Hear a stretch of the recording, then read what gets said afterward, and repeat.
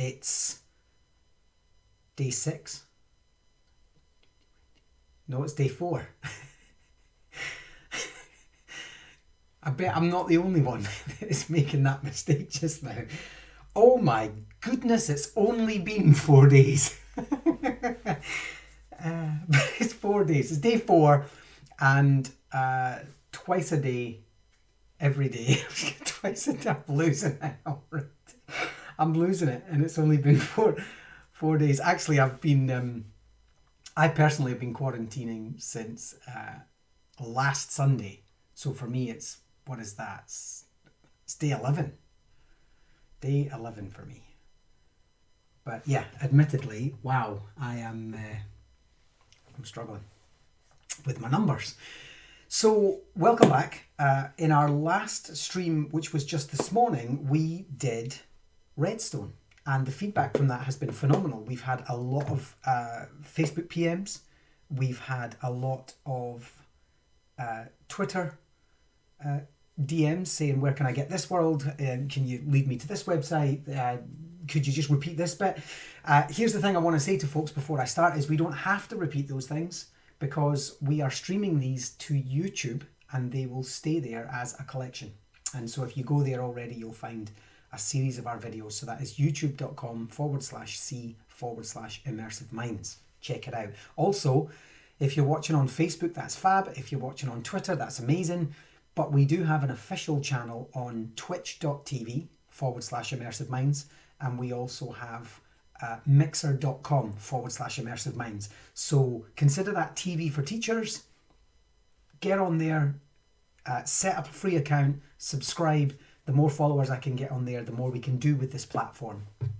So, but wherever you're watching from, I am grateful. And wherever in the world you're watching from, we've had hundreds and hundreds of people watching since Sunday from 5 separate continents, which has been fantastic. I know that the South Africans are in with me regularly. I know that we've had Canadians, we've had El Salvador, Argentina, we've had someone from China, New Zealand, we've had them all over. So come on in and see us. If you are in, drop something in the chat wherever you are. If you're Facebooking or you're Twittering or you're mixing or whatever, drop something in the chat to say hi. I also encourage this. This is about building community, having a chat together, letting our thoughts in this strange and difficult time come out, as well as, of course, the Minecraft teaching for your children in general. And so if you're a parent, you're a teacher, whoever you are, Karina's back in with us from Israel. It's lovely to see you again, Karina. This is going to be a guide to coding for this one. So ask your questions. You could be a parent, you could be a student, you can be a teacher, educator of another kind, you can even be from another company. Ask your questions, I will answer. I am stuck in my home doing nothing else. Which is a break for me, because anybody who knows me knows that I travel something like 70% of my year, 2017, 18 and 19. I spent about 70% of my year on the road. So let's get started. This is an introduction to coding. Code Builder, specifically in Education Edition.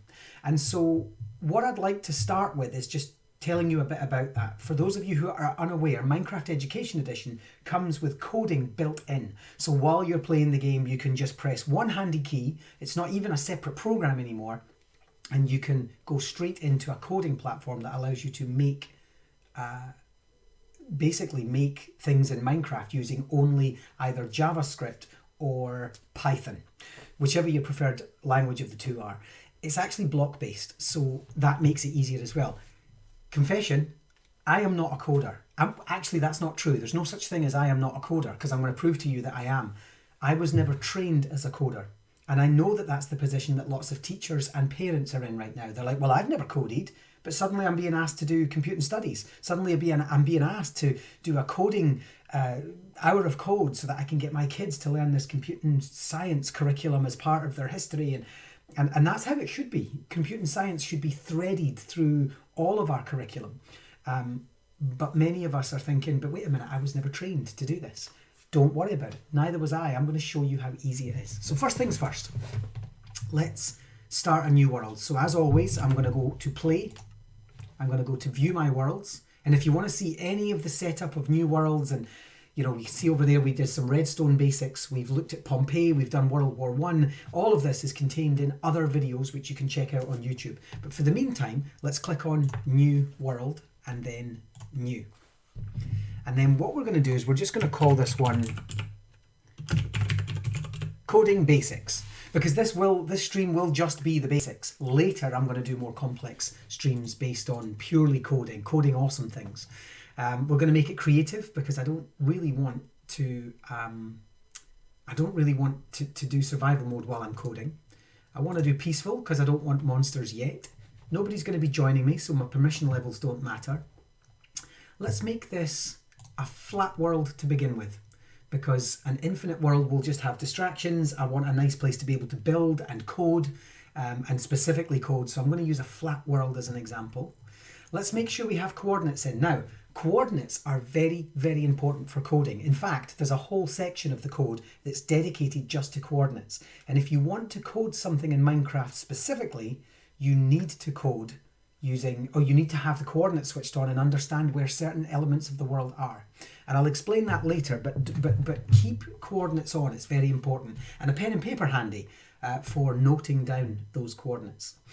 We're going to activate the cheats. We must have Code Builder switched on. In previous videos, I've kind of showed you how to switch that off, told you why you should switch that off, because the C key, which is the one we press to engage with Code Builder, is not, it's kind of sandwiched between the D key and the space bar, depending on where you are in the world. And for me, I press it by accident, kind of interrupts me. But for the moment, we want to keep that on because that's important. Always day, I don't need to code in the dark. I can always make it dark if I need to. And then for classroom settings, we're going to allow mobs because I'm going to need them.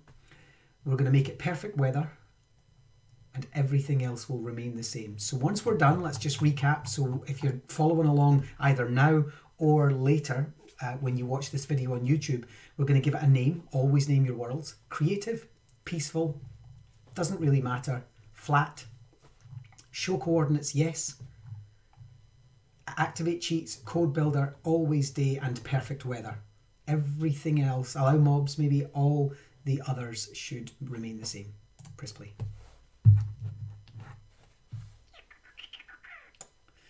And then once we're in, we're just going to kick straight to it, because what we would normally do in a world like this is we would build, right? We would go into our inventory and we would say to the kids, right, we want you to build a DNA strand, or we want you to build a farm, or whatever it is we happen to be doing that day. But what we want to do is we want to press the C key. And when we press the C key, let me just double check this works on the stream. Yep, it does, good. Sometimes it's considered as an overlayer. We get this option, choose your editor. So we can either use Microsoft MakeCode or we can mod with Tinker. Now, play with Tinker, by all means, it's a fantastic coding platform, but we're going to use Microsoft's own MakeCode because that's the one that I write curriculum for. And this is based on JavaScript. And then you're introduced to this screen here. This is a Code Builder screen. Let me again check that that has opened up. No, it hasn't. So I'm going to have to add that. Let me just add the screen that you are introduced to separately. I'm going to have to swap between them. And I didn't actually consider this, so that is my bad. Let me just do a window capture. I'm just going to add this in. And it's going to be that one. That's going to be called code. And what I can do is switch that off and on again. There we are. So you can see this one, right? Let me just, yeah, that's on OBS. Let me just check. We're back at there. Okay, so once Code Builder opens up, you're given this screen. And you can look at, it's called Code Builder, and you can go down and you can look at coding, live coding. You can watch people like me coding live. This is how it works. You can go down to some superpowers or what to do with your agent. Mobs, we did a video for those of you who are watching that have seen some of these videos as we've done them before. We looked at mobs already, aquatic fun, terraforming, mini games, builder, etc. You can go in and you can check those out, and there's lots and lots of them. Use the arrow on the right hand side. You can import your own piece of code. We're not going to do that quite yet, but we are going to click on New Project. And we're going to give it a name. So we're going to call this basics, and then we're going to click create. And what that does is, let me just check my stream that you're getting to see this. You are, and then if I switch that off, yeah, there we are. You are, because it's technically an overlay, it's a web-based overlay. So I'm just having to add that in. Be mindful of that. It looks as if it's in Minecraft. It's engaged by Minecraft, pressing the C key, but it's technically not the same as Minecraft. And so you'll see here that what we have is we have Code Builder at the top, our title. We can full screen or we can half screen. All right, so we can see Minecraft in the background. I'm not sure if you can do that. Let me check my, yep, you can see how that works. I'm just going to make it full screen again. And then I'm just going to check my OBS and make sure that's capturing. It's not actually capturing the full screen, so let me just do that just now. You'll probably see some weird moving around. That's it. That's the full screen you should be looking at right there. Excellent. And I'm going to lock that so it doesn't move, and then I can either switch it off or I can switch it on. Excellent. Now, this is actually quite tricky to stream because it's two separate things. I'll need to bear that in mind in the future. So this is our page. It's called Code Builder at the top. You have split screen, and then you can choose which side you want using this button up the top. So I prefer it on my left or I prefer it on my right. I actually prefer to just toggle between the two. I prefer one and the other. Although, for the purposes of this stream, it might actually make sense for me to have it half and half, because that means when I press the play button, it should automatically... Yes, let's leave it half and half for the purposes of the stream. Thinking out loud, but streaming is a complex creature. And then down the left-hand side here, this is the important part. Down the left-hand side here, we have the types of code that we're going to be using. So you'll see if I open this up, these are our basics. On chat command, on player walk, place something, spawn something, and use your agent. We'll come to agent in a moment. But then we can categorize them. And you'll notice that these are the sorts of things, even though we're using MakeCode, which is a common platform across things like the microbit, for example, these are Minecraft-specific tabs. So we have player, blocks, you wouldn't get that anywhere else. Mobs, you wouldn't get that anywhere else. Agent, again, gameplay, positions, loops, logic. Loops, logic, and variables, etc. are probably very common across other platforms. But if we go into blocks, we get things like placing a block. On block placed, do something. On block broken, do something. And remember, that's the whole point of code. I was not trained as a coder, but what I've come to understand is, what we're looking at here is on block placed. So when a when a block is placed, and that block can be any of these standard blocks in Minecraft, we can do something. And that's something that could be anything. We could pull from any of these blocks. I'm just going to put that back in the bin there. You'll see I did that, and I'll review that in a second. We have mobs. What if we want to spawn an animal, or spawn a projectile, or apply an effect to the nearest player, or clear all effects? So say our players are all blind because they've got a blind potion that's hit them.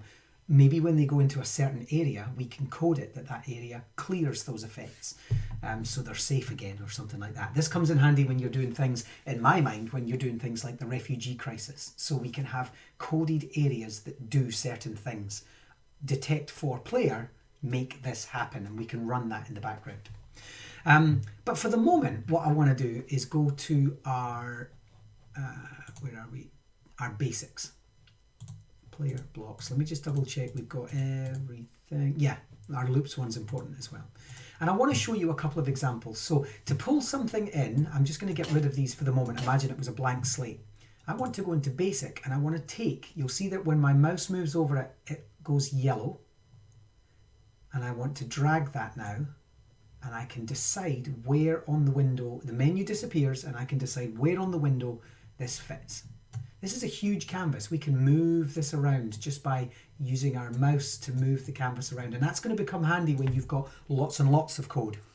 You can have multiple streams of code happening up here. And so we're going to just pop that there. And we're going to do on chat command. Now, let's have a look at something. If I go back, I'm just going to press escape, and then I'm just going to test with my stream what that looks like. Yeah, we're good. We're good. It's working. So now what I'm going to do is I'm going to look around, and you'll notice this guy. If I back off, this little guy spawned. He only spawned because I pressed C. He's called your agent. I call him my little monkey. And he has the name above. And any number of students in the world can have their agent active at any one time. Used to be just one, now it's multiple. So if you have 5 kids at once, they can be coding different things within the world, which is fantastic. That's a relatively new update. And your agent only does what you ask him to do. And so for coding basics, I like to start with the agent because it gives the children a point of reference. It gives the students a point of reference to say, I want to see how code can affect this little chap. The only problem is he doesn't move. He doesn't go anywhere. And if I want my code to start here instead, let's just get a nice yellow block. If I want my code to start here, he's over there. So I'm going to have to use code to bring him to me. So I have what I call my pencil case, which is my kind of coding pencil case that has all of the stuff in it that I need. And this is one of them. I am going to type on chat command, and we can change the text that's in here. We can change the syntax. So that's come underscore here. Now we could just make that an X or a Y or a D. We can make shortcut keys. But for the purposes of this lesson, I'm going to use the words come underscore here because I want to show you how a full syntax works. You need an underscore is the first thing because the computer it stops at a space. So all it would recognize if it was come space here would be the word come. And then it would come, and then if you had come here, come to me, come over here, it would just register them all as the same, and it gets confused. It actually takes the first one that you made. And so the other two would be ignored. So what we're going to do is we are going to type that as come here, and then we're going to go to our agent, and it's this red one on the left-hand side. This red one on the left-hand side gives us an option of all the things we can do with our agent. So taking it from the top, and not all of them, but we can agent teleport to player. We can teleport our agent to us. We can move our agent in any of these directions, forward, back, left, right, up or down, by a certain number. Let me just get rid of that. We can turn the agent left or right. We can tell the agent to place on move. We can agent place forward, place back, collect, you name it, we can do it. So this is your little control system for your agent. Now, what I'm going to do is I'm going to get agent teleport to player, and you'll see that as I hover over there, I can place it, and it gives this sort of like almost see-through, semi-opaque grid of a yellowy color. And that just means that it's got nowhere to be. It's an irrelevant random piece of code that has not been locked in. What we need to do now is just lock it in. Agent on chat command come underscore here, agent teleport to player. So what this means is, and I always say to when I'm teaching code with children, I always say to them, tell me what that looks like. Be the computer. Because we want them to think, in computational thinking terms. So I say to them, tell me what that means. And children will very quickly pick up that what I'm asking for is when someone types come underscore here in the chat function, the agent will teleport to the player. So let's test it. So to test it, we go down to the bottom here and we press play. That then takes us into our game, and we can stand right on this spot and say T, the T key, T for tango, opens up your chat function, and we can type come underscore here, and our agent has disappeared. And he's disappeared because he's now on our yellow spot. He came right to us on the spot that we were standing on. That's fantastic. Okay, so let's do that again. Let's just do that again. I'm going to make a second spot over here. So I want to take my agent from there, and I want to place him here instead. So back to our code, just to double check, on chat command come underscore here, agent teleport to player.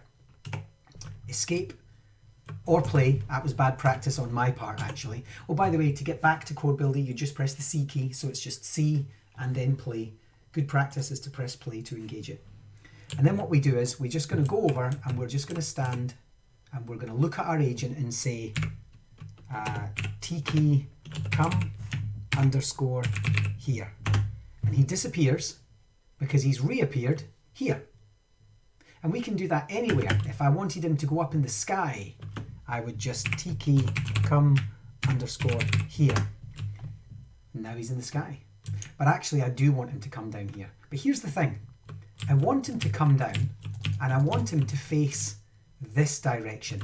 So I want him to stand. Let's get ourselves green. Actually, line's better. Small hint. Hi Tammy, it's fantastic to have you in again. You're such a super fan. I think you need an Immersive Minds t-shirt. So I want him to stand here and I want him to be facing that direction. That's really important. Okay, because maybe now there's two ways we can do this, and I'm gonna do it the two different ways. And actually, for the moment, I'm going to switch mobs off. You'll notice these mobs are crossing my screen. I don't need that. I'll switch mobs off. There we go. So there's my agent up in the sky. And then what we're going to do is we're going to get him to here, and I'm going to do what I did before. So I'm going to stand on that square, just looking directly down to make sure that's where I am. Yep. And then I'm going to look in the direction, and I'm going to do come underscore here. Whoops. I almost did that as a command. Now, he's where I wanted him to be, he's just not facing in the right direction. And that's because he will always face the direction he spawned in unless we turn him around, unless we're able to do that. So here's now what I want to do. I'm just going to bring him over here. Underscore here. So we're going to get him over there so we can do this again. But this time, I am going to add to my code. So if I press the C key, and this time I go back into agent and I get my agent to turn. Agent turn, and it is left. If I know which way he's facing, so let's go back to our game, and if we know he's facing that way, I need him to turn left in order to face that direction. So now we can get him to do two things. So I'm going to come underscore whoops, here. And this time, you'll see he's facing the right direction. Now, we didn't see how he did that, so I'm going to show you as a model in a different way. So in agent, I'm going to get him to agent teleport to, and I'm going to take this out. No, sorry, I'm going to take, yeah, I'm just going to do it with the 1. Now, I'm just going to do this real quick. What I've done with C is I've said, instead of agent teleport to player and turn left, because this is the other way we can do it, we can do agent teleport to a set location facing a set direction, is what we can do. So I'm going to go and get that location by standing on it and then taking a note. So I'm standing on it now. I'll maybe move a little bit that way. There we are. That's me right on that green with my agent, and that is -23, 4, -17. You can see there's my position and my agent's position at the top. I could have just read the agent position, but I wanted to make sure that I was showing you that I was going, because your agent might not always be there. So let me just go back into code, and we'll actually make this again rather than messing up our first one. Let's make it again. Let's make that, and we'll make that come underscore here. Now you'll notice when I do that, the whole thing becomes see-through, and that's because it's a duplicate. You can't have a duplicate. This one we're just going to call go underscore there. So come here and go there, and let's just swap them around. Two different ways of getting our agent to do the same thing. Now, one thing I will tell you is this introduces us to positions quite early. But don't worry about that. Positions are very specific. If I click on the Positions tab, you'll see that we're given these. So relative positions, which I'll explain in a second, world positions, collective, this position plus that position, a random position, and so on. The ground at X, that's if you're your agents in the sky. What we want to do, the only thing we need to concern ourselves about at the moment is these two and why they're different. This one is relative, anywhere where you see these little things, and that is relative to you. It's always relative to you. So if you say, I want the agent to teleport 1, 5, 1, that means that the agent is going to teleport 1 to your left, 5 above you, and 1 ahead. So he's going to kind of be over a slight diagonal up angle there, because that's relative to you. What we actually want is world, because we have a very specific location. We have a location of -23, 4, -17. If ever your code is not working and you don't know why, double check whether you've got your positions in your world positions or your relative positions. It's really important. And there's been a number of times I've run a piece of code and it will not work. And I've gone over and over and over it. And then eventually I'm just like, oh, it was world position. So we're going to put, now that we've, and watch what I did there. I just pulled that out. I took it from here. So we'll go positions, world, just dragging with my mouse. And then you'll see that I highlight over. It goes yellow if you get it right. And I drop. And that changes. Then we're going to put in our -23, 4, -17. Now, it says west, facing west, -x. I don't know what that is yet. So sometimes I use this as my orientation. Sometimes I think, right, I tell you what, I'm going to use this to orientate. So let's get come_here. Let's get our agent over here. Now what's going to happen is we're going to teleport him to there using our second piece of code, which is go_there. He's going to appear. If I've done it correctly, he's going to appear on the green and he's going to face west. So this is a nice orientation lesson for us. So /, T key, go_there, and west happened to be right. West just happened to, if we had said north, he would have been facing this way, east, south, and west. So we got it right. So 2 different ways, let me just recap on the code, 2 different ways of getting your agent to go wherever you want to go. I'm going to leave this on the screen for a second, because if we're doing this as a YouTube video, you could always do a screen capture and see what that looks like. Let me just take that opportunity to check OBS. Yes, this is all working. This is great. Okay, and so now that we've got our agent facing the right direction, let's see what we can do with him. So now what I want to do is I want my agent, pressing the C key, to move. So let's take a new player piece. Hey ConsoleCraft, great to see you. Thanks for coming in on Mixer. Give me a follow if you haven't already. We focus on using Minecraft to teach as parents, teachers, homeschoolers, educators, businesses, you name it. How do we use Minecraft to build incredible worlds that teach people things? And so let's go to on player chat. Move. Let's just type move in there, because I'm just keeping this so that we can keep the instructional language there. And then I'm going to take the second one down. So back into agent, because I know I want my agent to move, and I want my agent to move forward by 1. And thank you for the host, ConsoleCraft. So this says on chat command move. So when I press T and type move, press enter, agent will move forward by 1, but we don't want him to move 1. We want him to move 1, 2, 3, 4, 5. And actually, at the end of this, let me just get a sapling. Let's get ourselves a nice tree. Settings 2000. There we go. And then what I'll do is I'll chop this away so we can see better. There we go. We've got ourselves a nice tree. Ah, ConsoleCraft indeed. A particular Danish hotel. In my favourite part of Denmark, which everybody laughs at. Everybody thinks it's ridiculous that I love Lyngby, but I actually do. Want an all expenses paid trip to Lyngby. It's so good to see you, man. I hope you and your family are very well and safe. Now, let's go back and let's go to on chat command move move forward by 1. We don't want him to move 1, we want him to move to the tree. 1, 2, 3, 4, 5. So let's do that. Move forward by 5 and then press play. Okay, and then let's just imagine that he's actually over here. Come underscore here. Here we are. So what I'm now going to do is I'm going to do 2 commands. The first is go underscore there. We got him where we wanted him to be.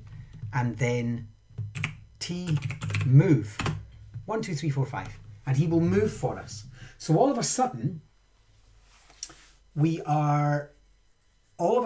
now got this little creature doing things for us. We can put him where we want him and we can move him. We can even do things like, let's go to, the reason I put a tree in there is if I press C and I add to agent, let's go to actions, destroy forward. Yep, let's get him to destroy forward and agent collect all. I'm just going to throw this in there just so I can show you some of the things that he can do. So let's do that again. Go underscore there and then move. And watch what he does this time. He's going to move and destroy a tree. And when I click on him, he has collected that piece of oak log.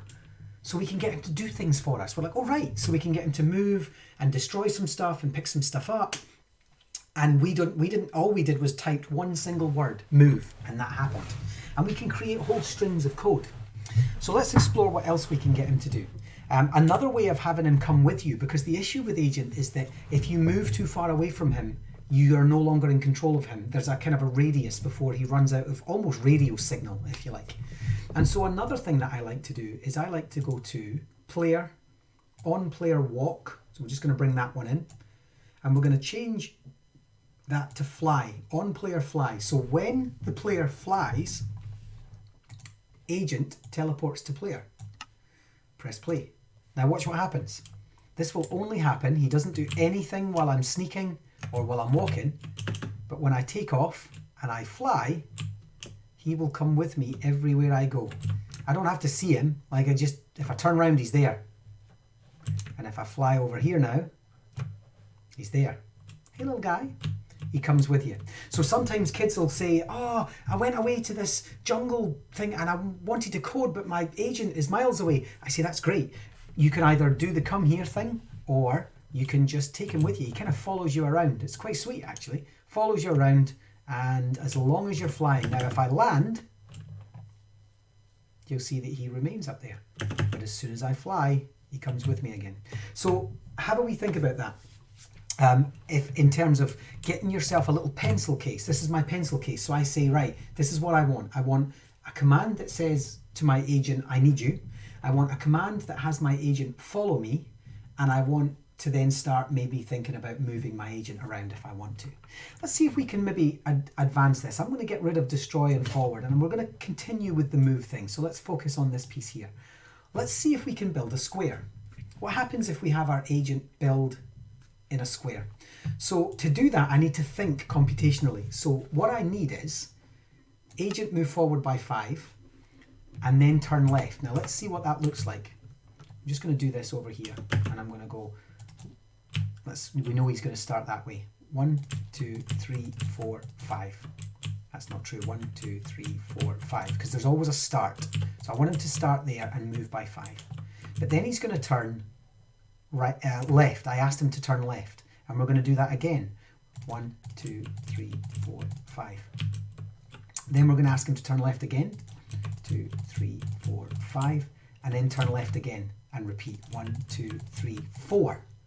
Now here I'm going to make this red because this is where, and I do this with concrete or wool, this is where we find an issue. So this is our start, and then 5, turn left, 5, turn left, move 5, turn left. And if we did a loop, he would try to move 5 again and he would run out of space. And I don't want that. So let's try it. Let's replace our coordinates with this one. So we'll get on this green one. And we know it's facing west. So that's -1, 4, -5. So let's do that again. See what I'm doing? I'm going in here and I'm just going to change this one to -1, 4, -5. All I've done is I've changed my go there coordinates so that I can continue to guide my guide to the same location without writing a whole new piece of code. That's the important thing. Cheryl, it's lovely to have you here. Thanks, that's so much for tuning in, and you're tuning in on Facebook, which is awesome. Console Craft, I am glad your family are doing well. That's great news. So let's do go there. Sorry, remember go underscore there. So my little agent is going to start on his start space. That's what I wanted.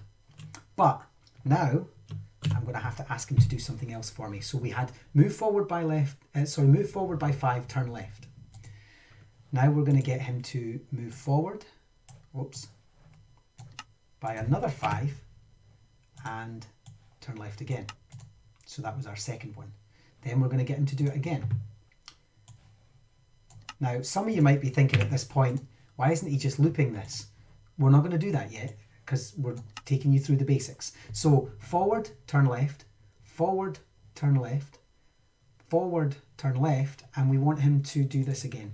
So in this case, let's just imagine we were getting him to make a square, and we were going to do, now we know that we want him to go forward by, let's just say we tried that, and children will do this. Children will say, oh, it's easy, you just 5, 5, 5 and 5. So we'll press play and we'll try it again. So let's do this.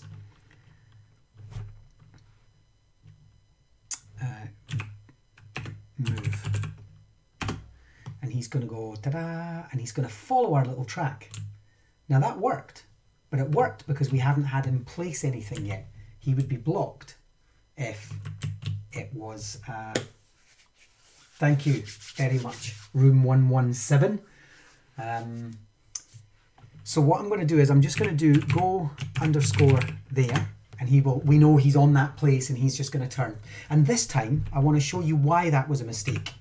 We can take this out later, but I want to show you why it's a mistake. So I press C and I'm going to go back into agent, and I'm going to say to my agent place on move at the very beginning before we do anything. Agent place on move is true, which means as he moves, he places something behind him.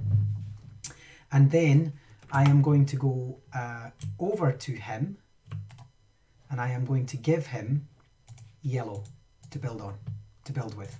And I'm just putting yellow in slot 1 because slot 1 is default. Later we'll talk about how to give him different slots and how to change his materials. So now, according to our code, if we're thinking in terms of computational thinking, a student should say, when we type move into the chat command, the agent decides that he's going to place on move. Then he's going to move forward, left, forward, left, forward, left by 5 at a time. So let's see why this was a mistake. I'm just going to get an angle for this one. Oh, that's because I'm flying. Haha. Okay, code 101. If you don't want that, you just unlock it. I just call that unlocking it. So we're just going to take that and we're going to place it there.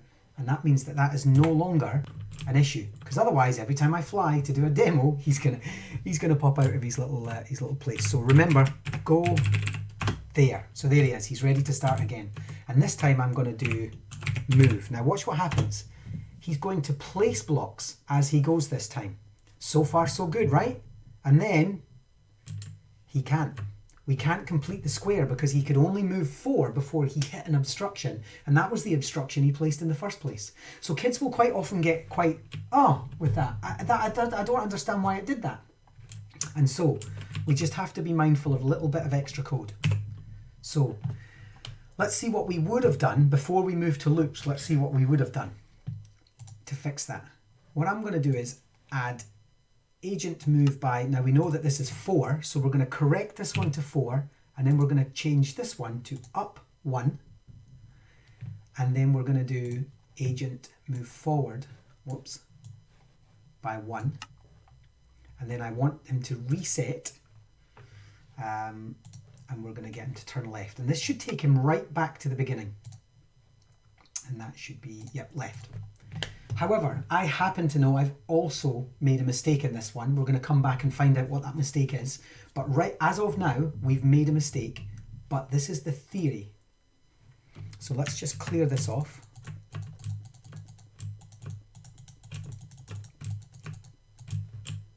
And if any of you know what mistake I've made, do please let us know. So I've got him to go there. And this time I'm going to, again, before we do that, I always get into the habit of saying to the kids, tell me what it is. So when move is typed into the chat command, the agent is going to decide he's going to place on move. He's got blocks in slot 1 to do that. And then agent is going to move forward by 5 left, and he's going to do that until he gets to the 3rd turn. Then he's going to move forward by 4. He's going to go up 1. Then he's going to move forward 1 and turn left, which should take him to a reset. So let's do that. Let's imagine we were him. We're going to go forward, place, place, place, place, place, place, place, place, place, place, place, place, place, place, place. Then we're going to go place, place, place, place. Then we're going to go up 1, forward, and turn left. And we should be back at the beginning, but 1 block higher. So let's try it. Move.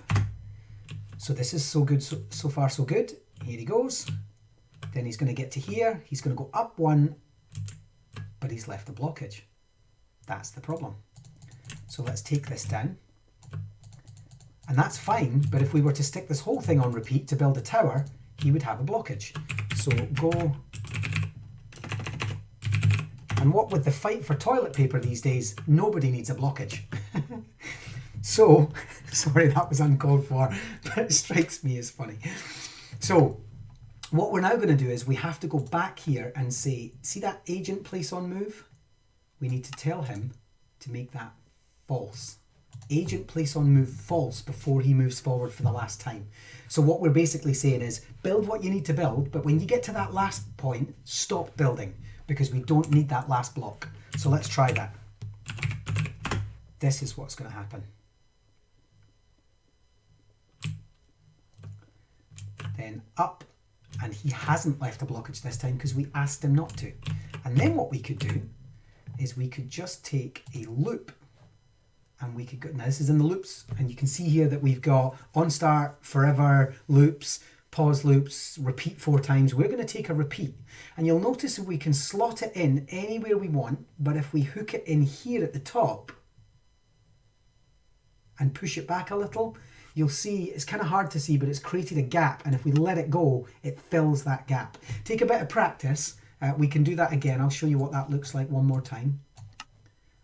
But if I take the loop, you'll see that it threatens to break up my code, or I can put it to the very top and push it back a bit.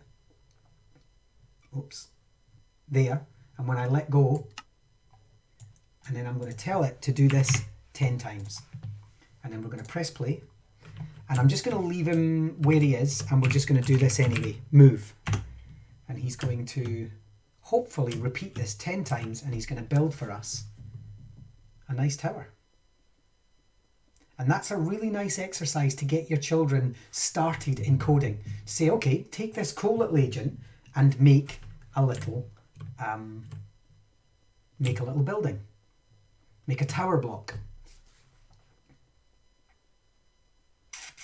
So now at any point, he hasn't built 10, but at any point, if I press C and go back in, he's completely stopped. I would have stopped him at any point. And so be mindful that once you run a piece of code, you have to continue. You have to let it continue until it's done. If you press C and think, you know what, see while he's doing that, I'm going to go and build something else.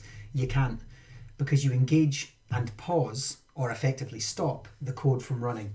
And so we just have to be mindful of that. But that's okay, because we're just going to move our little guy to somewhere else. And so let me go back to, in fact, you know what? We're not going to move him. I'm just going to get rid of this. I'm going to get rid of this as quick as I can. Just total destruction. I'm sure there's an easier way of doing this. In fact, there would be an easier way of doing this. It would be to program him to do it. Actually, that's an interesting thing. Let's see if we can do that while we're on this stream. Let's have him build something, then destroy it. Oh, I know what we'll do. We'll do that with gardening. We've done gardening before, so we'll have him cut the grass, and then plant the grass again. So we're going to do go underscore there. Now, here's the thing though. I always say to the kids, but how could we have tidied that code up? Forget the loop to begin with. Forget that it's doing it 10 times. This is not helpful. Agent move forward by 5, turn left. Agent move forward by 5, turn left. Agent move forward by... That's not helpful. So what I want my kids to start doing is thinking about loops. So where, if we take a little for loop, where could we put it? So let's just say we want this to repeat. We're going to pop that in there. So let's think about this. 1, 2, 3.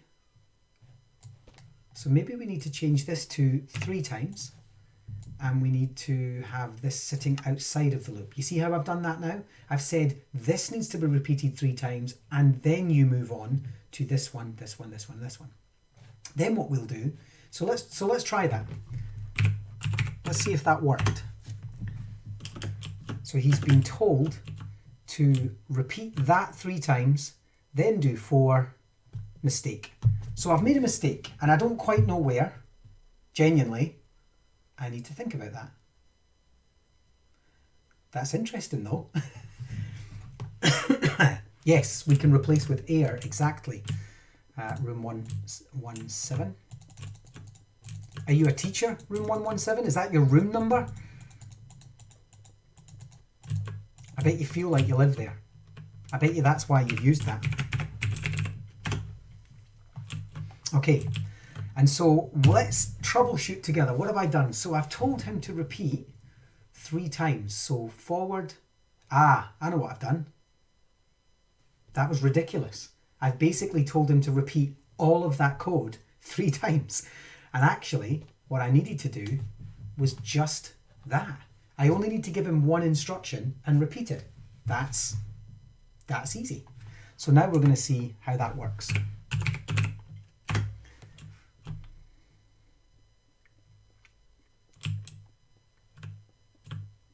Perfect.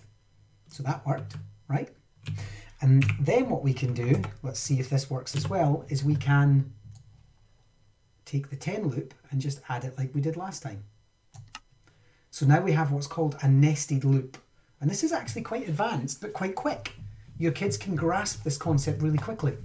So let's go through the computer thinking, the computational thinking. When player types move, we will do all of this 10 times. And it will start with agent place on move true. He decides that he wants to do that. Then we're going to repeat the agent moving forward by 5 and turning left 3 times.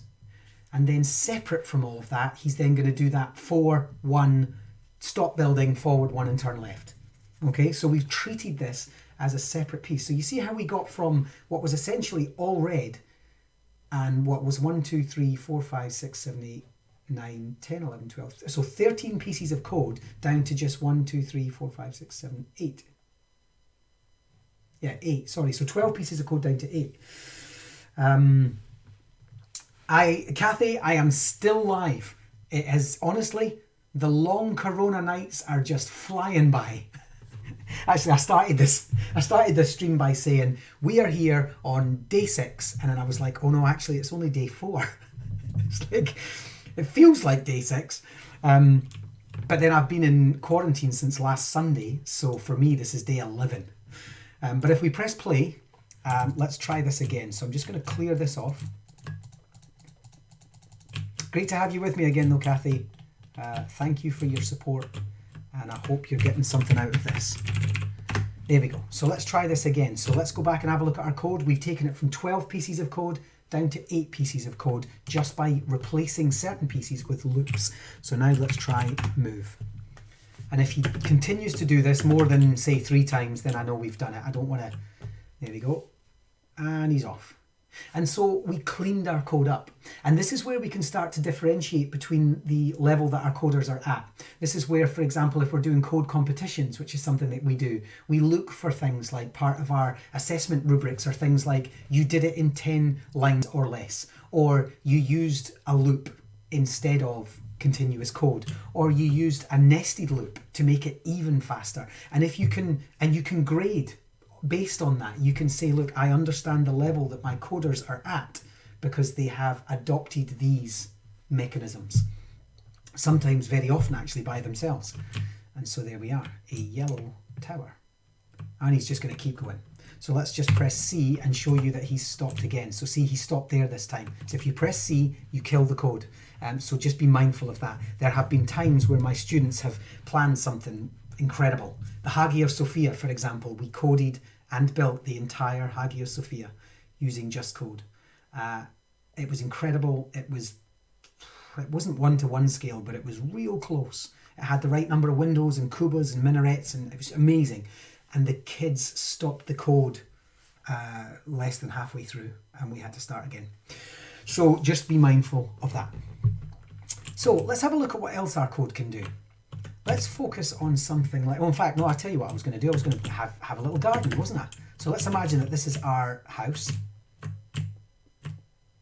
And we're going to do gum underscore year. Let me just very quickly put a roof on this. It's not essential, but for the purposes of aesthetics and building a nice little building, we're just going to put some slabs on this.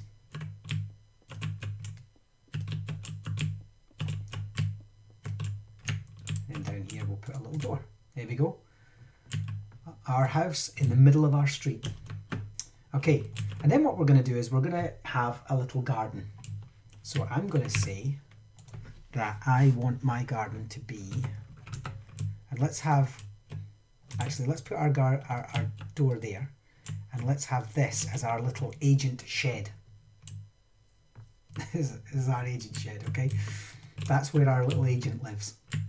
And so if I go underscore there, see how he's now appeared, but he's facing the wrong direction. So actually, I want to go back into my code, and I want to have him face, what would that be, north. Let's try that again. Go underscore there, and he'll face north this time. We could have just done, quite often actually, here's another little hint for you from a pencil case. Quite often, certainly going back up to the top there to our pencil case ones, I sometimes just do on chat command L, and then agent turn left, and then on chat command R, agent turn right. And that is it. And it just means that if I go back and I type R, he will turn right, and if I type L, he will turn left. And so I can very quickly coordinate where I want my agent to go. Now, what I want to do is I'm just going to assume that my agent is going to put flowers in there. So I'm going to go up to this tab here for the nature stuff. Then I'm going to go down and look at flowers. There's a section here called flowers. And we're going to give him some flowers. Let's just, dandelions? No, tulips. We like tulips. And we're going to right click and we're going to put tulips in slot 2. This will give me an excuse to talk to you about the different slots. And then what we're going to do is press C again, and we're going to start a new piece of code. So I'll just come down to the bottom here and we'll start a new piece of code entirely. I can get rid of them, put them in the bin. Notice I'm just dragging them over and putting them in the bin. And so I'm going to go to player, on chat command, garden, and I'm going to get my agent to, and I'm going to go down to inventory. If you scroll down all of your options, you'll see that there's inventory, and in the inventory it says agent set active slot, and I'm going to say agent set active slot to 2, and because it was in slot 2, when I right clicked on my agent, that's all you do is right click, it was in slot 2 that I gave him the orange tulips. And so I'm going to go agent slot 2. So he's selected that. Then what I'm going to do is I'm going to get agent to place on move. So the first two things are his setup. Place on move, true, because yes, I want him to plant flowers, right? Then what I'm going to do is I'm going to say agent, oops, I've already done that one, sorry, agent move forward by, and we will do 5. So he's going to move forward by 5. So we know he's going to place, based on what we already know, he's going to place a row of 5 flowers. So now what we're going to do is we're going to get him to, now this is the thing, I want him to, and this is how I would do it, there's lots and lots of different ways of doing it, but I'm going to say agent place on move false. I don't want him to build anymore, and I want him to move backwards by 5. So he's going to go 1, 2, 3, 4, 5. Actually, I want him to move backwards by 4. Otherwise, he's going to end up... Actually, let's do the maths on this. So let's just imagine he's going to go 1, 2, 3, 4, 5. Then 1, 2, 3, 4. Then I want him to move this way. Okay, 1, 2, 3, 4, 5. Then stop building and go back and move 1 to the right. Then 1, 2, 3, 4. So then we have to make it 4. Confusing way of doing it. I'm sure there's other ways of doing it, but this is how I like to do it. I've done this before. And so we're going to get him to go agent move back by 4 and agent move right by 1. Then we're going to do a loop. And I'm going to get him to do all of that the size I want my garden. There we are.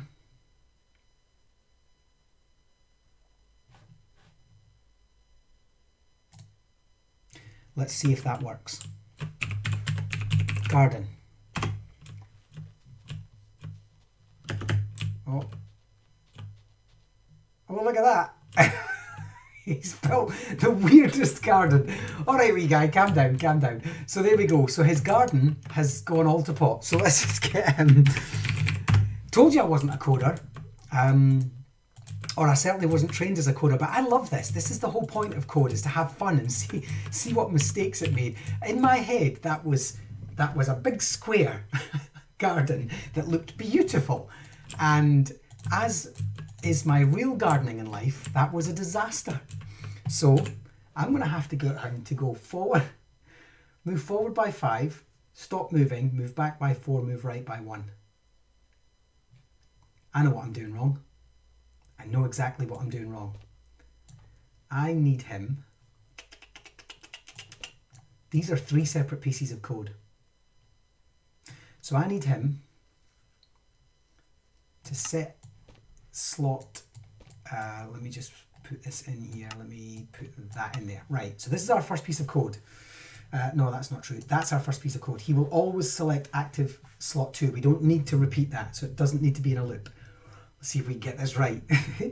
Then what we're going to do is we're going to ask him at the top of the repeat.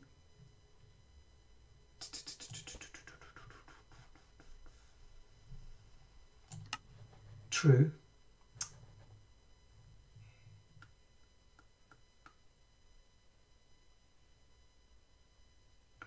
Then I'm going to get him to move forward by 5. At which point he's going to do that, move back, and it's this that needs repeated. After he's done that, it's this that needs repeated. And then another move at the front. There we are. So we need agent. So we needed a setup. We needed a setup piece of code. And then he's going to move forward by 4. Let's see if this works. Okay, so play. So last time we ended up with a diagonal, which I think is fantastic. Let's see if this works. So we're going to do garden. Right, here's our setup piece. Yeah, it worked. Look at that. And he made a nice little square garden. It doesn't look particularly square, but it is if you just run the materials along like that. You can see that it's a square piece of garden. And he didn't run up against any issues. You are a clever little dude. Once I tell you what to do properly. So there we go. So we've now made a little garden. We could, if we wanted to, code him to get a fence around it and so on. But let's move away from Agent for just a second. We would just have him destroy the plants if we wanted to change the types of plants. Actually, what we could do, there's one more thing actually I want to show you with Agent. If we go into Agent, we can go to, where is it? It's in the inventory. There we are. Agent set active slot 1, which we've already got actually at the top. So this one here. And we can go into math. And if we go into math and we say to ourselves, pick random from 1 to 3. So let's do agent set active slot, pick random from 1 to 3. That now means, using the maths piece at the bottom here, that it's going to choose a random. And what we can do is we can go over here and we can give him something random to plant. So let's give him 2 more types of flowers. Let's give him dandelions and, there we are, oxydaisies. And we're going to make slot 1 and slot 3. Now let's see what his garden looks like. Just going to get rid of these ones because otherwise he can't plant on top of other plants. And what he's going to do is every time, that's not true. We were about to make another mistake there, and that's because we would only pick random once. I don't want him to pick random once. I want him to pick random every time he starts again. Move forward by 4, pick a new random. Agent place will move false. And actually we need that to be at the end, if my coding is correct. This is bonkers, but let's try it. So go underscore there, and then press garden. What happens now? Nope, he is, oh no, well, there we go, he's picked. Yeah, so he's doing rows rather than picking a random. So we would need, that's an interesting thing. He's actually, he picks a random, then places a row. So we only ended up with 1 different row. Isn't this smart? Coding is such fun, you know. Checking out your own mistakes. Bug testing. That's what this is. Bug testing. So let's get him back in his little hovel. And let's see if we can fix our code before we move on to animals. We're going to move on to spawns, gameplay, and we're going to move on to blocks. In fact, we'll use the garden for this as well, because I'm going to do a nice, when winter comes, the flowers die. When summer comes, he plants more. So let's build this in.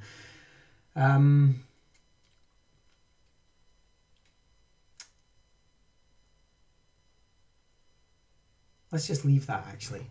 I want to get on with the next part. So let's just leave that because it's hurting my head. I'll admit, coding hurts my head. So now what I'm going to do is we're going to look at the adding some other things in here. So what I'm going to do is I'm going to say, if we click on gameplay, we can see weather, toggle downfall, which is also weather, set time day, add time, set difficulty to peaceful, or whether you want monsters and things. Let's do weather. So first things first, we're going to do, let's put that at the top. So the first thing we're going to do is we're going to say the weather is going to rain. And then we're going to add, using loops, a time. And 100, you'll see there it says pause milliseconds, 100, that's milliseconds. So if we do 1000, that's a second. So we're going to do 5000. I want a 5-second gap between the rain, and I'm actually just going to put that there. So it's going to rain for 5 seconds, and then it's going to, this is so smart, right? Okay, so that's going to stop there. So it's going to rain and it's going to pause for 5 seconds. He's going to then decide what he wants to do. And at the end of that, that's because the reason it stopped raining was because I want it to go weather clear. Yes, do that, room 117. I will see you again soon. Thank you.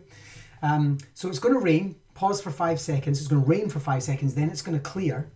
And while it's clear, he's going to do his thing. He's going to move forward by 5. He's going to place on move, and he's going to move forward by 5. And then what we're going to do is we're going to repeat. And I am just going to put that in there and use this as my looped, my nested loop. Let's try that. So weather, it's going to get to the end. And then it's going to rain again. So let's just take this one. So he's going to move forward, he's going to do all of that, and then it's going to repeat. And what I want is up here, player, say. And it's there that it's going to say, winter is coming. Winter is coming. Then it's going to rain. And as well as rain, I'm going to go to blocks and I'm going to say fill with, and this is a really nice one. This is fill with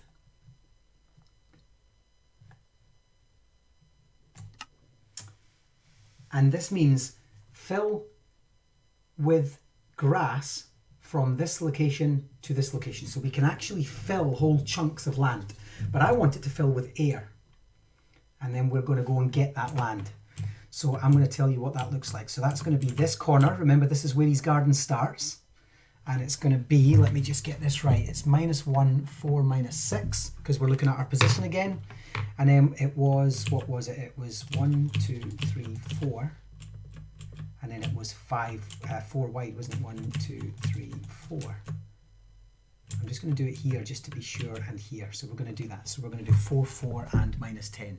4, 4 and -10.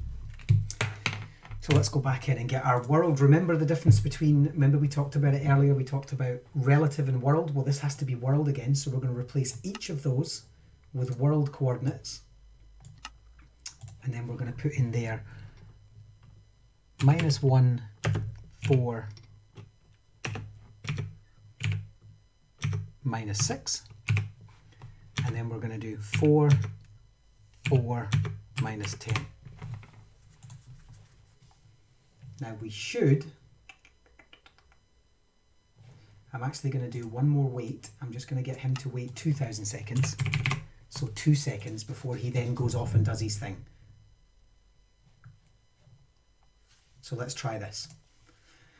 What should happen now is, I need to also do say, player say. Summer is here. No, spring.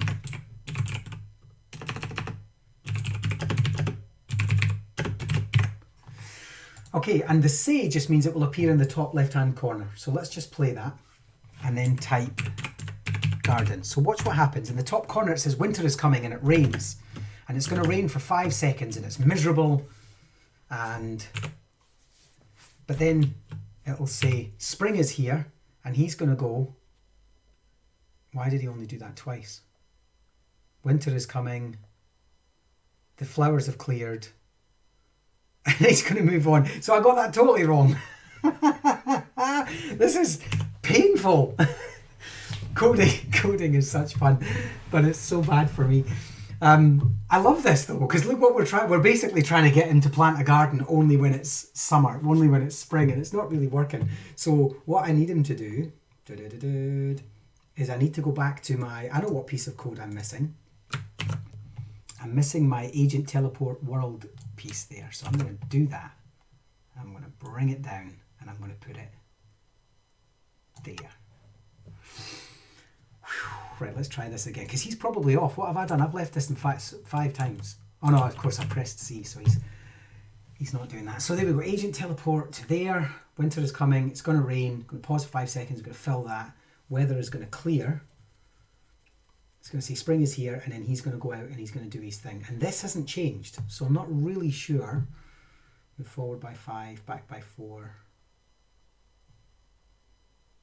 Let's try that.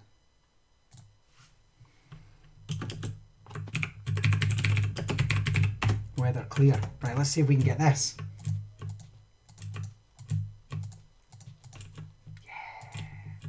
Right, little guy? Let's see if this works. So, weather clear. There we go.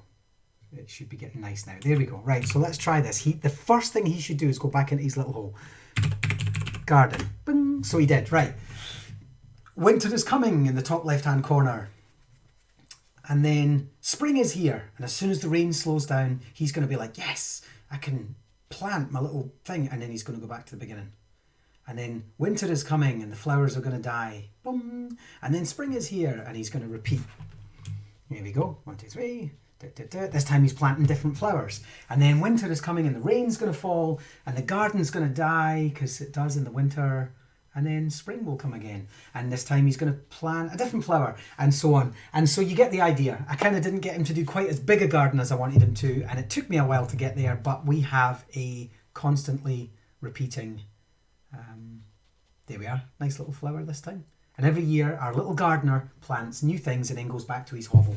I think it's the timings that are just too quick. That's all that is. It's not got time to finish. There we go. That ended it all. Thanks very much, gardener. And so looking at that code, you might be thinking, what is going on here? But in a very short space of time and with a few mistakes and some bug testing together, we've used the player, we've used loops, we've used agent, and we've used gameplay, and we've used math all at once. Now, let me show you what that looks like in JavaScript. Here's the thing. We can click on JavaScript at the top and it shows us what this looks like. So even our most basic one is there. Player, on chat, L, function, agent, turn left. That's a piece of JavaScript that those kids can learn. What happens if we were to do write? So let's just do that. Let's change that to write. And this is how I often teach computer studies, where I give the kids a piece of code. I'd let them run it, find out what it does, and then I say to them, now go change stuff. Now go change some stuff that's in there. That's what I want you to do. So we've just changed the L function to turn right instead. So let's go see if that works. This is an easy one. Why is it not letting me do that? Oops, we could not run this project. Please check your code. Oh, right, sorry. Left. That was my fault. I need to do right turn. There we go. So L function turns to right. Press play. That was good for you to see. If you change it in JavaScript and it doesn't work, it just won't let you go back. So now we're going to press L, which previously turned him left, and you'll see he turns right instead. He turns right. Let's do that again. L, and then if we press R, he also goes right. So suddenly we've changed a piece of code that means that we are changing JavaScript, not changing block-based. Because some teachers will say, look, I love this block-based stuff, but some of my kids need to move on now. Well, they can. We can create a framework using block, and then we can use JavaScript to break it down. And eventually your kids will start creating their own code. Gameplay, set weather rain, set weather clear, face north. Fill operation is replace with air. You can see air is there. Replace is the fill operation. There's the world coordinates right there. The kids can literally fill the coordinates in. They can change winter is coming just there. That was the message that we sent. Players say winter is coming. So they can find all these things and they start to understand it. Oh, I see what that is. I see what that does. And then they can change it. We're going to go back to block-based because there's a couple of other things I want to show you. One of which is spawn animals. So if we go into our code, what I'm going to do is I'm just going to move us down to a new, cleaner piece of code. There we are. And I'm going to go into mobs now. And we can do on animal killed. Well, first things first, actually. Before we do that, let's do on chat command pet. We can mobs spawn an animal relative to us, and this is where relative does come in because I want it to spawn on me, and I'm going to make that animal a polar bear. So imagine our pet is a polar bear. So on chat command pet spawn polar bear at my location. So let's do that. Pet, and suddenly a polar bear will arise. But what if we did on chat command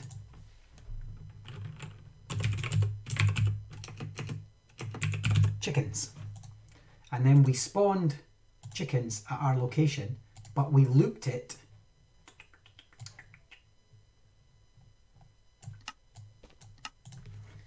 20 times.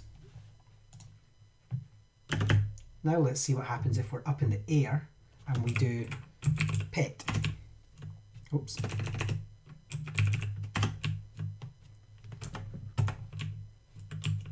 Did I change that? Oh, I changed it to chickens. Chickens! And there we go. Chickens. All just come out of there. There's 20 of them. They happen real quick. And then they'll land and they'll disperse. Off you go. What if I did it in the air and instead I did on player fly? Remember we did on player fly earlier? On player fly. That's because we've already got a player fly. So where we need to find that one, that's because it's there. We're just going to get rid of it. On player fly, spawn 20 chickens. But actually, let's make it 100 chickens. Ready? There we go. And everywhere we go, we will spawn chickens until 100 of them have been spawned. As long as we're flying. Yeah, go, go, go, go. Actually, there's no point in saying repeat. That's a ridiculous thing. There's no point. That means we would repeat all of that 100 times. So really, we still want it. We just want it to be real simple. Just fly. There we go. Whee. And I think I'm going to have to stop that or I'm going to crash the server. That's a lot of chickens. Kill at E. Boom. That's a lot of raw chickens. There we go. And so, let me just break that. So that was simply on player fly. But what if we wanted to do something like biodiversity? Let's look at how we would teach biodiversity. So what if we did something like mobs on animal killed? Now, before we do on animal killed, I want to just go into here and say forever. On a forever loop, which means it just constantly happens, I would like to have a wait. So let's go into loops and say let's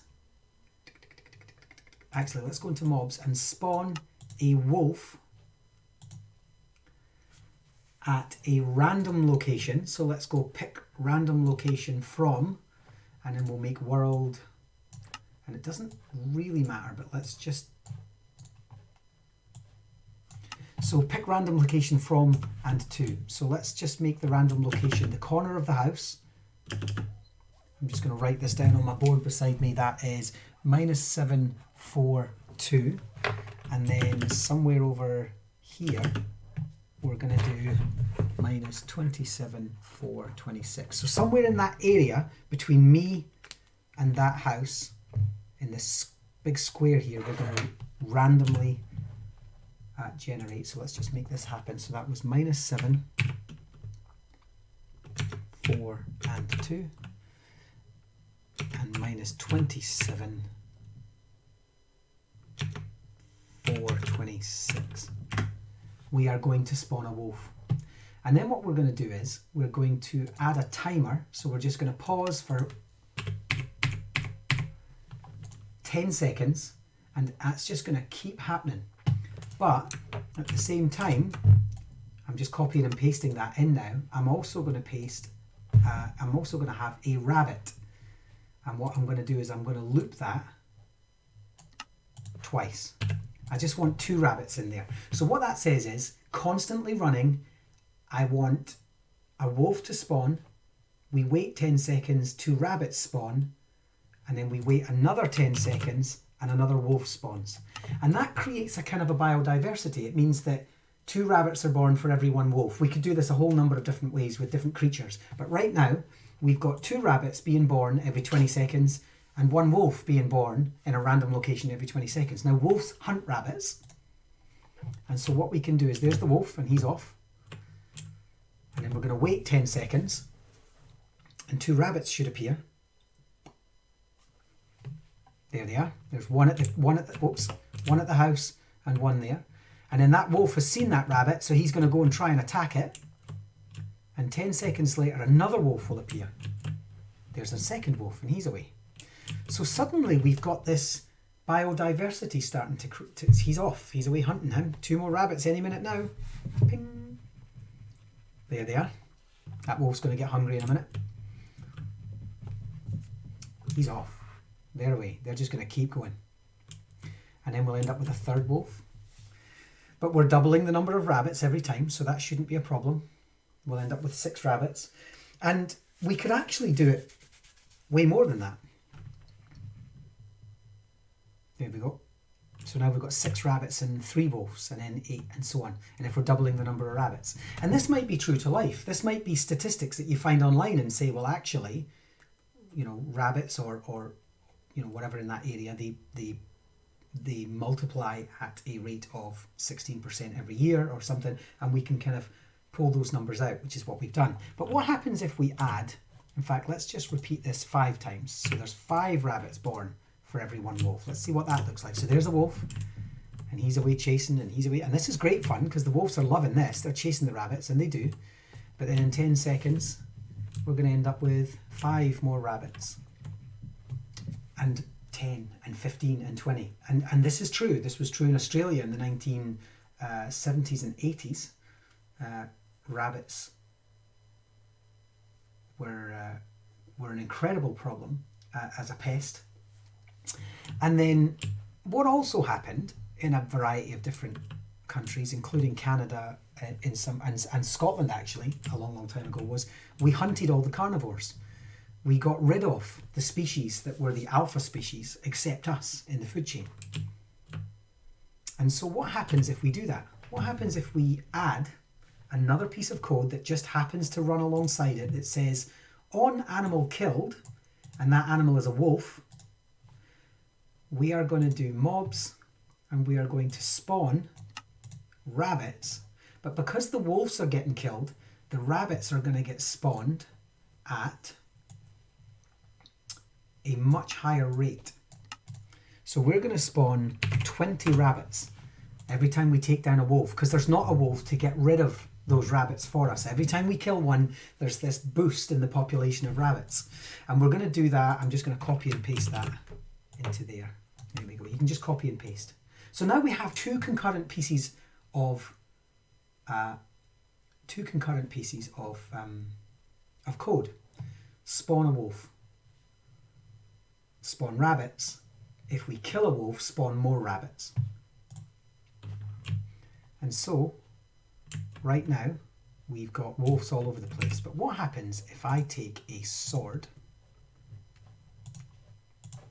and I hate this, I genuinely hate doing this, but it proves the point, and I go and I kill the next available wolf. Where's the next wolf? There's one going to appear. There's always one appears here, remember? There he is. So he's just appeared over there, and I'm going to get rid of him. And if I do that, if I kill him, we end up with lots of rabbits. Let's kill the next one. Let's just get the next one. Let's just make sure that any wolf that comes into our territory gets killed. Because, hey, we're humans. We can do that, right? Can't have anything threatening our food chain, like our deer on our grand estates. So we're going to go over and we're going to do that again. Let's just kill this wolf. Boom. Whoops. There's another 20 rabbits. And so on and so on. And what we end up with is, we end up with this ecosystem that if we're very clever about it, we can, and with the right data, we can create working ecosystems. There we go. Let's just get, but then we've got this problem with rabbits and we can't get rid of them. No, there's another one. Look, they're all running because they know, but that's okay because we're just going to get rid of him anyway because, hey, he's a threat to our chickens and our rabbits and our livelihoods, our farming livelihoods, and so on and so on. And we can continue to do that. We can do that with fish. We've also got one where, for example, a piece of code that we did, I'm just going to show you this as a separate piece of code, but we did on player swim. So let's just say on player swim in water, on player swim water, and then we did place blocks, place, and then we took dead coral, dead tube coral block at a random location between there and there. This just, imagine this was underwater. And then we pressed play. And we had a living coral. And that living coral was filled with red and green and blue and yellow corals, and there was fish and all sorts. And when the players jumped in the water and they swam around because they thought this was awesome, we slowly replaced, because we just did it with a piece of on-player swim. You just keep doing that. And what we wanted to do was we wanted to do just a little, so you can go in and add a timer, and you can say replace every 10 seconds, so every 10,000 milliseconds, and then we looped it on a forever loop. We just made that our forever loop. So as long as the kids were, actually we didn't loop it, it's as long as they're swimming. As long as they're swimming, every 10 seconds a piece of coral dies. And then what we did with that was we also did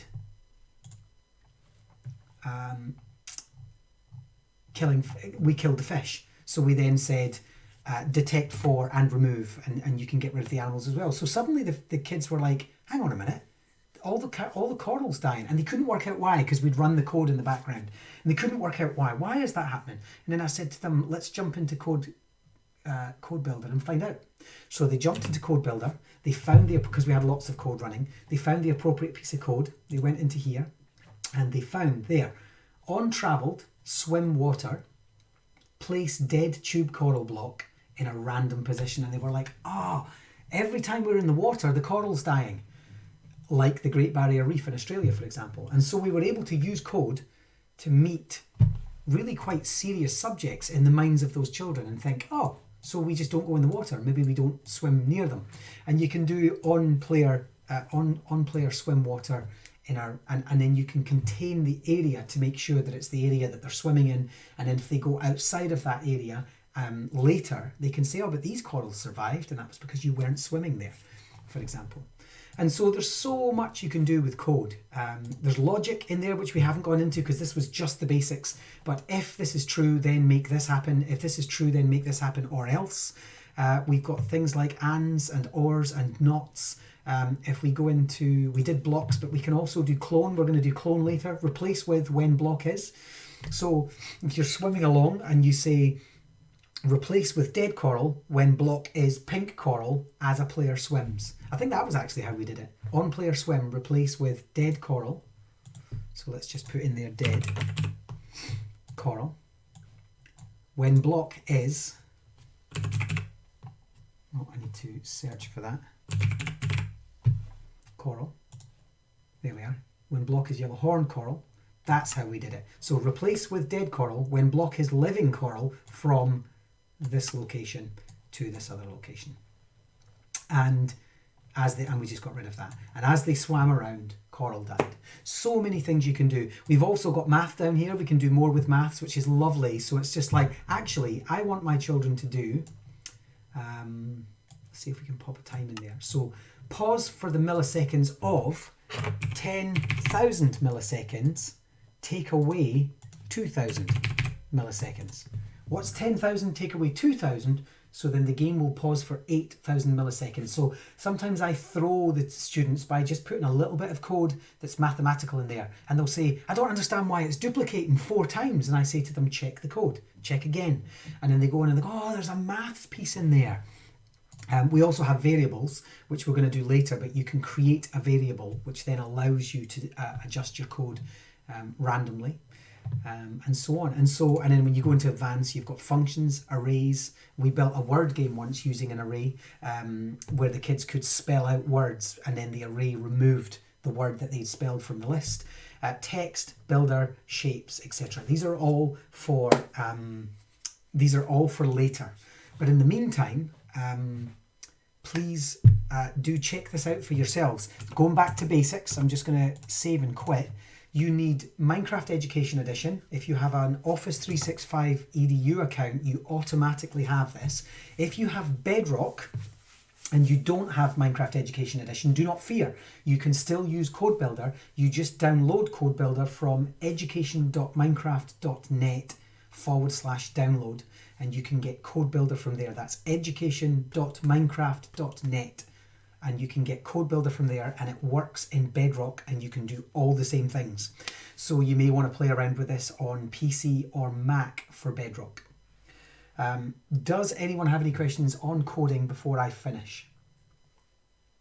I strongly recommend it. Check it out, play it, do it yourself. It's really fantastic way of getting into code or helping your students to get into code. Ed00078, thank you so much for the donation. I actually didn't think I was set up for donations. I'm not sure how that works, but that's via Twitch, and I promise you all donations that anyone makes, because apparently that's a thing, will go to schools. They will go directly to some kind of educational system. We give away stationery every year. We give away PlayStations every year. We give away Merge Cubes. We just gave a 3D printer away to a school, a local school, thankfully before the coronavirus kicked in, because I don't know how we would have got it to them otherwise. We give away VR headsets and all sorts. So any donations that anybody makes will be given to schools. I can promise you that. Thanks so much for tuning in, everyone. I'll be back tomorrow with 2 fresh streams. Tomorrow we are doing straight up lessons. That's all we're going to be doing tomorrow. We're not doing any of the how-tos necessarily. We're going to be doing check this out. So we're going to be showing you maths and mathpocalypse. We're going to show you the zombie apocalypse world, and we're going to be showing you our toy box worlds tomorrow in the afternoon. So please check us out. Twice a day, every day for at least the next month, we're going to be doing this. Great to have you with us. Stay safe and healthy. Isolate. Look after everyone. Take care, everyone. Bye, bye, bye.